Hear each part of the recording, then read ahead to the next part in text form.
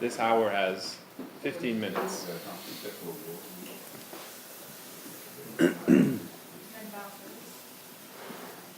Hey, Carl.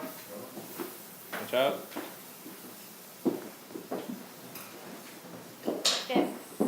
Yeah.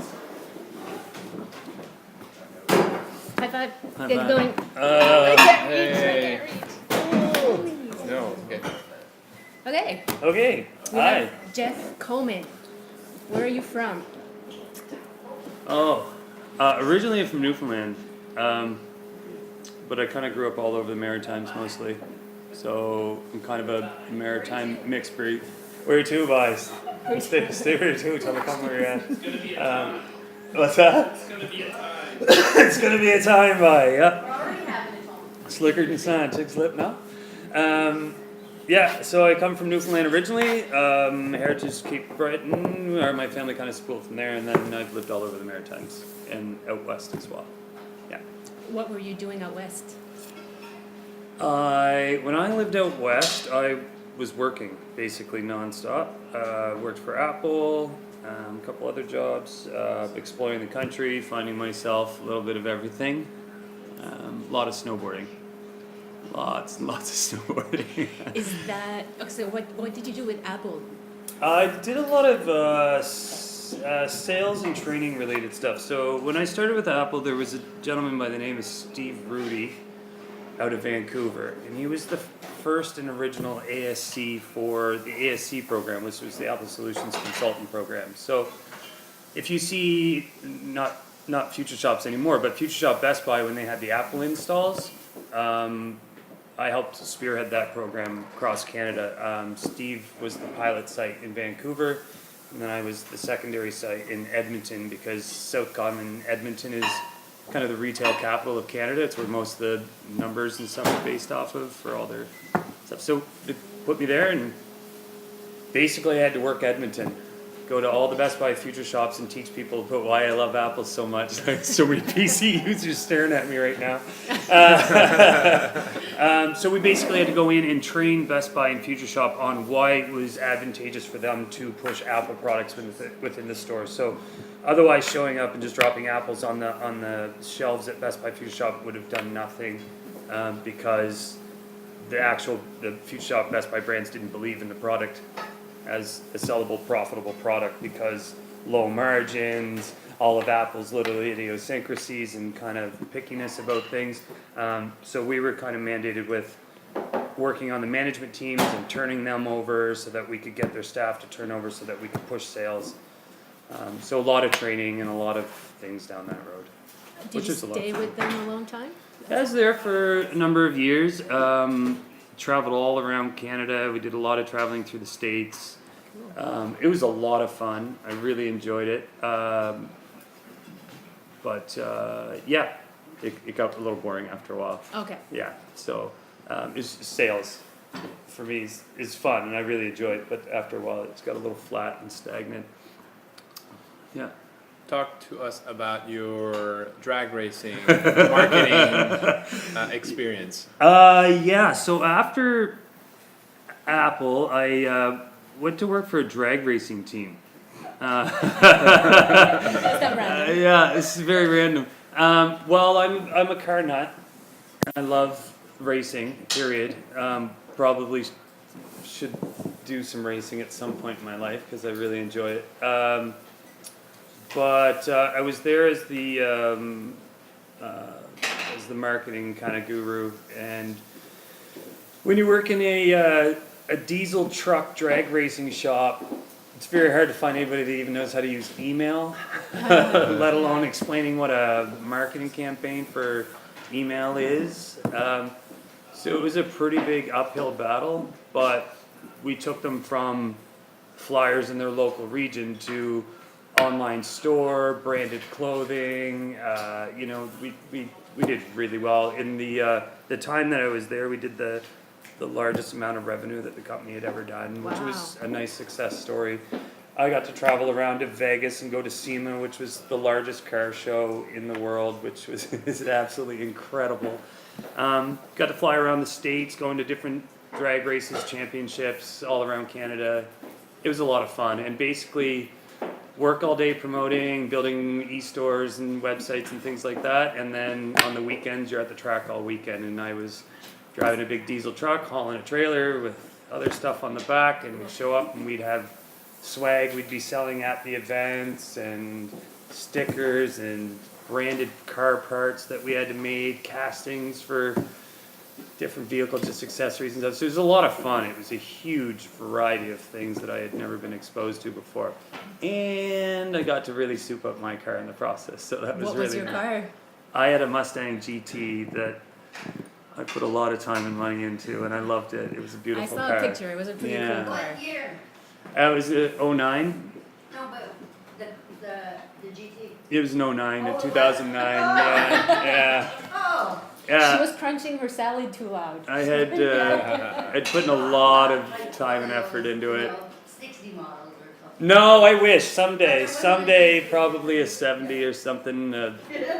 Yeah, boss version would probably be my dream. But yep, put a lot into it. It was track ready, and I never got to drag race it once. Oh. Yeah. And you did a lot of design work for magazines too, didn't you? Yep. So with the drag racing company, we were in 2 or 3 magazines across North America. So I did every month we had full page ads in each one of those, as well as eventually we got our marketing department running so well that we had a lot of the dealers that were purchasing through us as a supplier started coming to us and asking for marketing support from us. So I actually ended up spilling out and doing a lot more marketing for some of the larger guys that were buying from us their parts and so Oh, on. cool. So I started doing more and more ads. So I think there's still even 3 or 4 magazines that have my ads running in Oh, them, but they wow. were really highly graphic Think of and not what we would do here, which is very, like Fred's designs are very clean and very intentful and very, whereas with the drag racing team, they want girls with tight clothes and flames and skulls Oh, and God. smoke and, and lots of intense graphics. So they took a lot of time. Each ad took hours upon hours of blending and this and that. So, but really fun. Yeah. So how did you go from that to coding? Okay, so we were talking about this last night, my wife and I, and she was asking me if I remembered where I was when I started coding, and I absolutely do. It's 2001. It was the same spot I was sitting when 9/11 happened. So wow. the two are just really like burned in my head, and it was Flash 4 action script. Oh my God. And and I had just finished flight school, so I had made a belly of an airplane, and you push a button and the landing gear comes down. My head exploded. Code, I okay. fell in love with code, but I was never using it really a whole lot in my work at that point until eventually, over time, I had built up some skills, and then when I ended up in that marketing department at the drag race team, I started to actually rely on some of my skills and okay, we'll put this to use. So that's how I got into building online stores and apps and yada yada, things like that. So yeah, it kind of spilled just naturally from one thing to the next, and I just became obsessed with it. So what kind of apps or what kind of coding gets you excited? Oh my god. All of it. Absolutely every bit of it. Right now I'm really interested in artificial intelligence and machine learning is really, like, if I had to pick something that I was going to sit down and learn, it would be that. But anything, I think it's not so much the code sometimes as it is the problem solve, the exercise of problem solving. I really like the creativity behind it, so it's really anything. I love web-based stuff and IoT-based stuff for What's sure. IoT? Internet of Things development. Okay. So I like programming internet-connected devices a lot. That's a lot of fun because it's software and hardware. Yeah. Talk to us about your latest idea with IoT. Which one? The craziest idea you had and you have on your bucket list and you want to Oh do. God, I still really like the pedal idea that we talked about, the music the pedal. music, yeah. I still really like that one. Well, I can tell you that I'm working on the house Jarvis. Yeah. So I've been working on automating my house for a while. I could just go out and buy stuff, obviously, but there's no fun in that. So I started building some IoT things. So I've got some motion sensors in the house for when I go into my shop. It'll power up the workshop. And I have NFC in my phone, so my power tools won't turn on unless it's me there turning them on, for example. So nobody can just walk into my shop and use my chop saw, for Wow. example. So things like that are just kind of unnecessary, but still fun. It's fun. pretty So cool. yeah. So and then we've got it. We just put in a new heat pump, so it's internet connected, but I'm trying to build my own system to talk to it because it uses Z-Wave and yada yada. So I don't know. I don't like using proprietary stuff, so I try to build it myself. So that's kind of really where I'm at now, is making Jarvis so that I can talk to my house and say, set the heat pump to whatever, or lock the front door, or is there anyone home?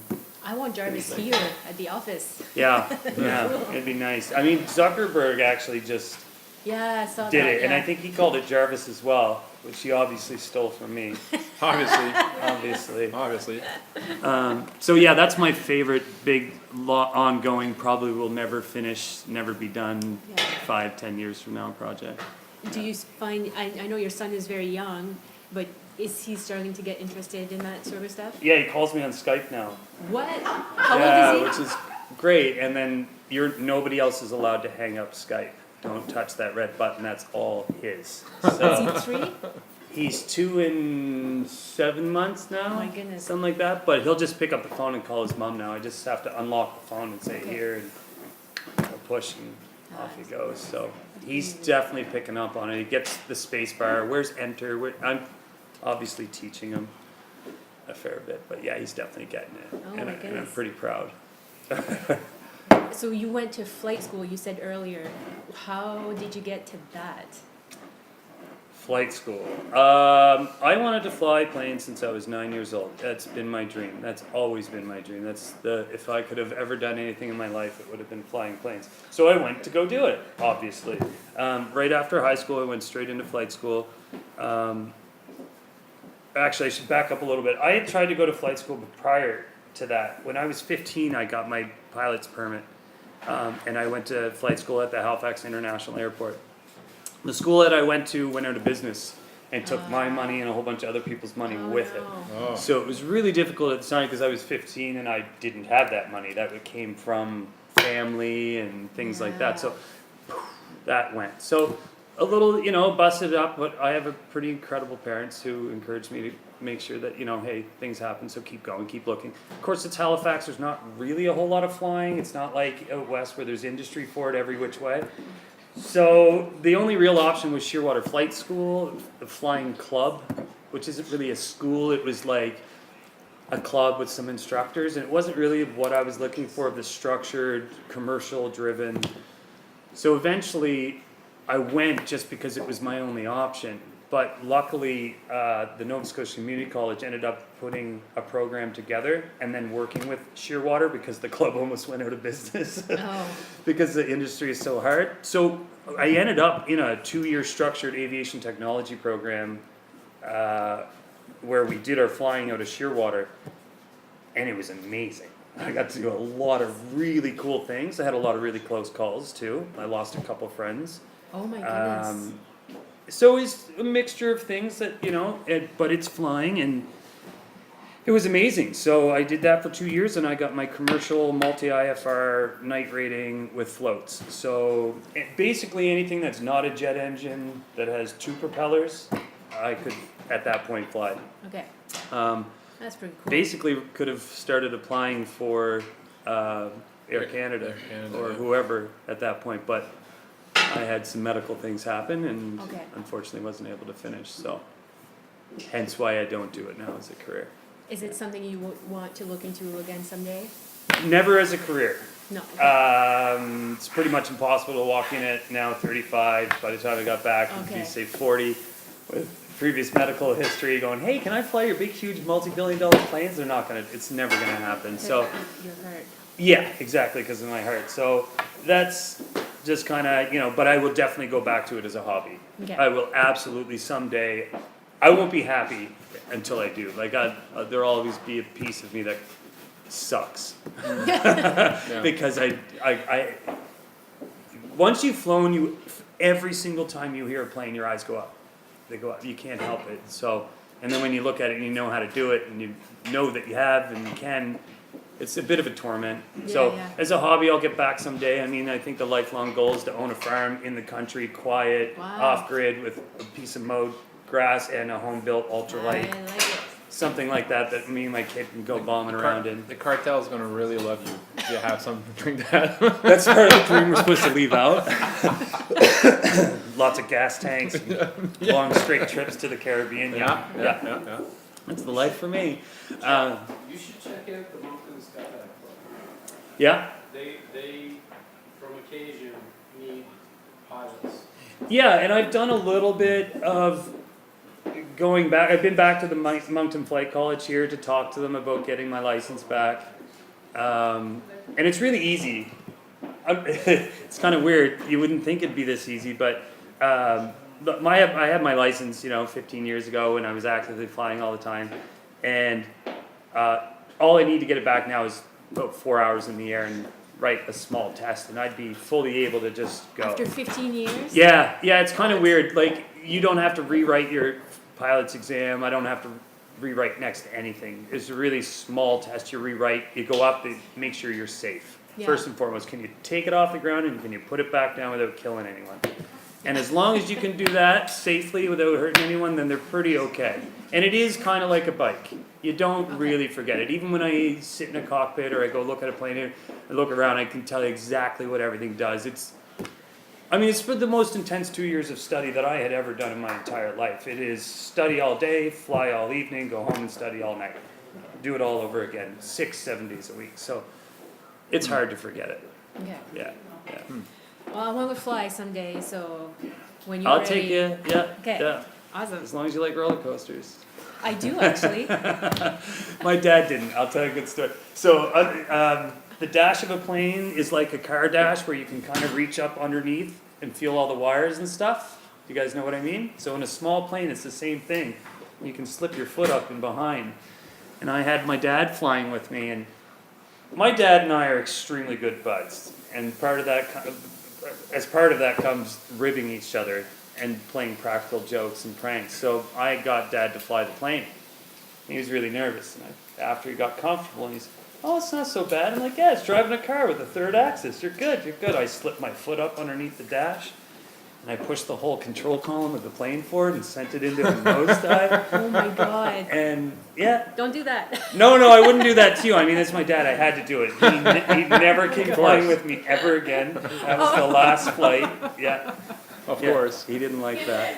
I laughed No. uncontrollably. I thought it was absolutely hilarious, but Horrible. he still gets a bit of a frown. We're going to this day. die! No. Sorry, just joking. It was fun. Yeah. So anyway, that was flying. Yeah. So you had a pretty big accident at one point that put you in the hospital for a while. Was this out west? This is out west snowboarding. Yeah. I had a massive taste for the adventure bug. We climbed mountains, we skydived, we bungee jumped, if it basically was dangerous and everybody else was wincing at the thought of it, then I was in. So we learned how to go backcountry avalanche skiing, we went ice climbing, we did a lot of stupid stuff. One of which meant I took a trip to Big Sky, Montana. We were going snowboarding, we were going to shoot some film, and I was there and on the hill for 3 hours of a week-long trip, and I went to do a trick anyway off a giant cliff. It was about 30 feet or so, and when I came out of the snow, I hooked my board underneath the snow on something, I assume a twig or something. So when I went off the cliff, I was under no control whatsoever. And when I hit, if you think I hit on the top of my shoulder here, crunched and folded. So in that process, I snapped 3 of my ribs in half and put them through my lung and collapsed my lung. I know this is really graphic and gross, sorry. So I collapsed my lung as a result, and spent 2 months in the hospital in intensive care, Oh my goodness. and got a hefty bill from the U.S. for that one. Yeah, it was stupid. It's my own fault. I didn't really have appropriate travel insurance, so I got a large bill from them for that, Oh, which was 2 yeah. months. Yeah, I can imagine. It was hefty. It was hefty. But I had friends and family flew down. They were at my side the whole way. I got back to Canada, spent a little more time in the hospital, and basically took me 2 years of rehab to get over that. It was. I still feel all the effects of it today, big Yeah, time. you My have hip, my soreness. lung, everything. Yeah, so I'm a little crunched on this side, but doesn't kill you, it makes you stronger. Yeah. So, I learned a lot from it. I learned a lot about me, changed me, things. But I look at it now as a positive thing, as a learning experience. Yeah. Yeah, that's a big one. Okay, so I know that there's interesting stuff in your backyard. Like your slackline and things Oh like yeah, that. slackline. Yeah, So yeah. how yeah. did you get into slacklining? 3 years ago, 2 years ago, something to do, exercise, balance. I've just wanted to do something in the backyard. I get really bored super quick, super quick. I can't even sit around a campfire with my friends and just have a beer and talk. I can't do it. I'm bored. I'm checked out within half an hour. I got to be doing something. So we have a lot of things in our backyard. I don't know. Maybe I'm ADD. I don't know. Maybe. Trampoline. Trampoline and slackline and things like that. So I don't do those things as hard as I used to just now because I'm a little more frail if I hit the ground. And you But- have a son. And I have a son now. So, but we keep the slack line out all the time because it's really good exercise. My balance has never been better. I've never felt more secure on my feet like a billy goat, where before I was a little clumsy. But now, I love it. All summer long we do it. Even just 10 minutes a day, you'll feel it. And it's made a huge difference as far as like my balance and stuff goes. So. It was fun. We went this summer. It was a lot of fun. Yeah. Last question? No? Yeah, okay. What time is it? I don't know. I don't know. 12? 12? 12:08. How does it feel to come from... I'm almost laughing just because it's you asking. Okay, so my question is, you were, you had your own company for a little while, you did Yep. marketing and all that stuff, so how does it feel coming into Dovico, and how do you feel about Dovico as a whole, I guess? Oh my god. You got an hour? I'm right here. You got an hour? No, I don't feel pressure. I speak very positively about this place. Yeah.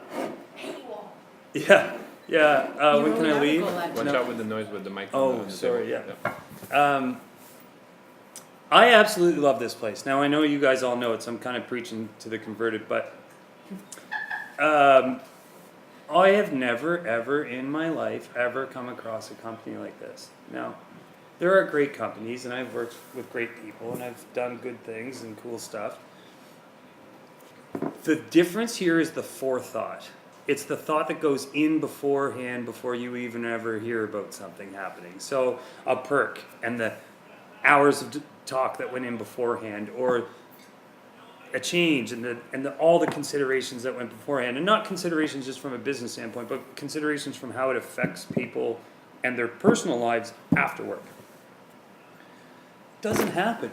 It just doesn't happen. I've worked for too many, either for lack of a better term, arseholes, or people that have just are rude, or people who just don't care, or people say that they do but they actually don't. Like, we've all been there. We've all seen those people.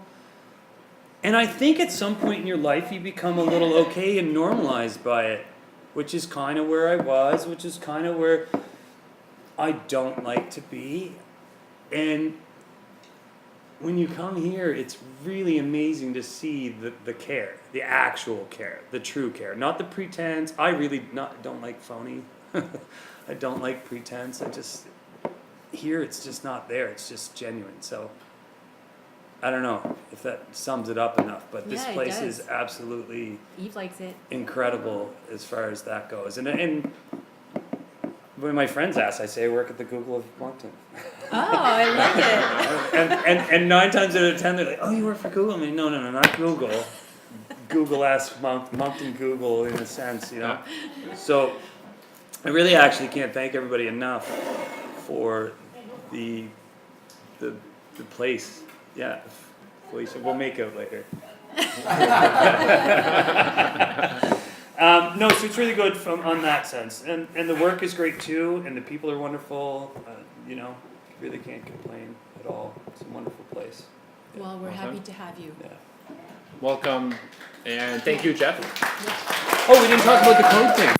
Oh, yes. No, we didn't talk about. Okay, so We're Code Depot. launching The whole something. reason, kind of, with this even started Yeah, is yeah, yeah. because Estelle and I had got talking about what I'd like to do, and one thing, if I'm to say that I find, if I'm going to be constructive as a shortfall here, is that I find our techs don't tech it up enough together, and maybe that was my own a preconceived idea coming in. Having worked in small groups or on my own before, I always have craved more techs around. Soundboarding, bouncing, trying, failing, this the whole Collaborate. let's nerd out. Yeah. Nerd out. So that's the term we use at my house. So if I'm in my shop and the doors are shut, nobody even bothers. Because you could talk to me and I won't hear it. I'm nerding out. That's how the wife says, it's down nerding out, don't even bother.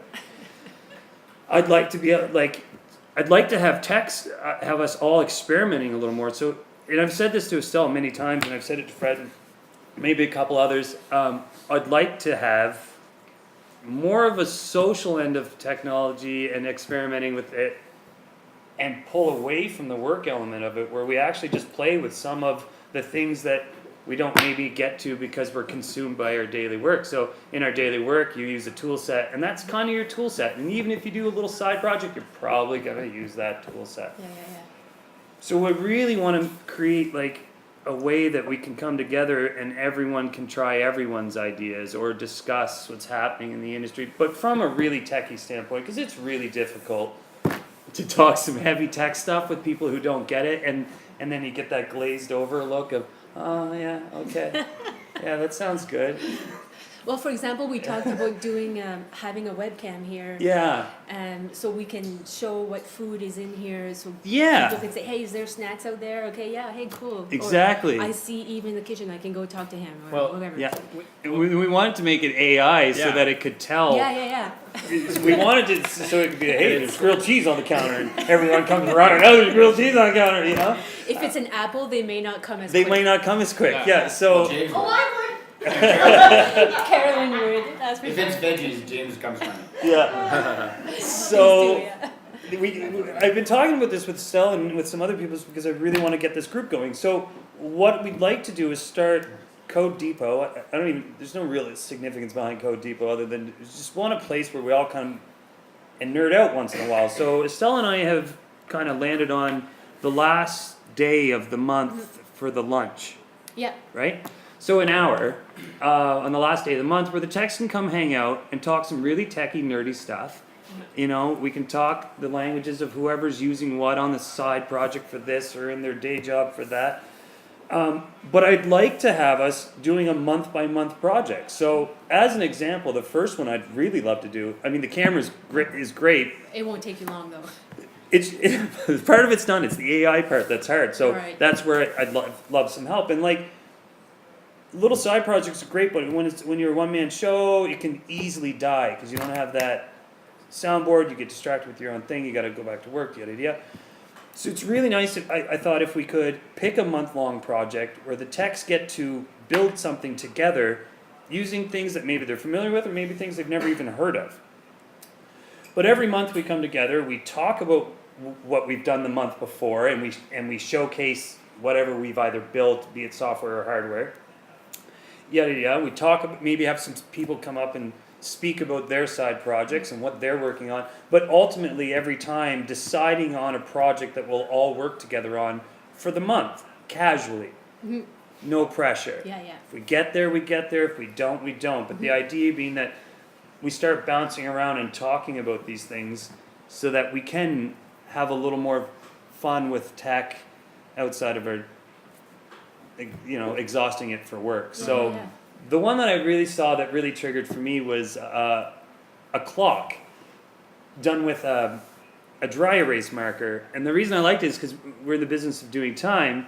So I thought as a first project it'd be really great. And all this mechanism did was it was just a little thing that sat on the top right of a whiteboard, and it just wrote the time with a dry erase marker. And then it'd go and it'd grab the eraser and it'd erase it, and then it'd put the eraser back, and then it'd draw the next time, and then it'd go, and it just did that all day long. That's all it does. It's just constantly writing the time. So I don't know if it takes a minute for it to draw. Obviously, you're changing it every minute, or maybe you do it every 5 minutes or whatever. But it's simple. It's useless, but it's nerdy and it's fun. It's and I mean, It's like, fun, yeah. where's Phil?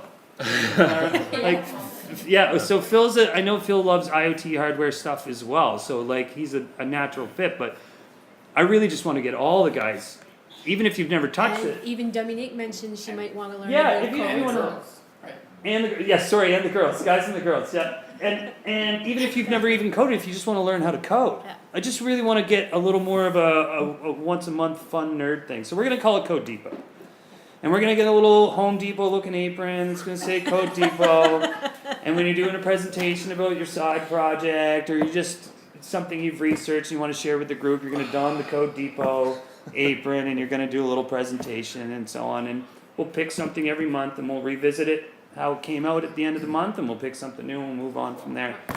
So I'm really looking at all the techs to help and help get that going and make it fun also for those that aren't techie that maybe want to take part. So if it's something you're interested in, let me know, because I can't and I don't want to do it by myself.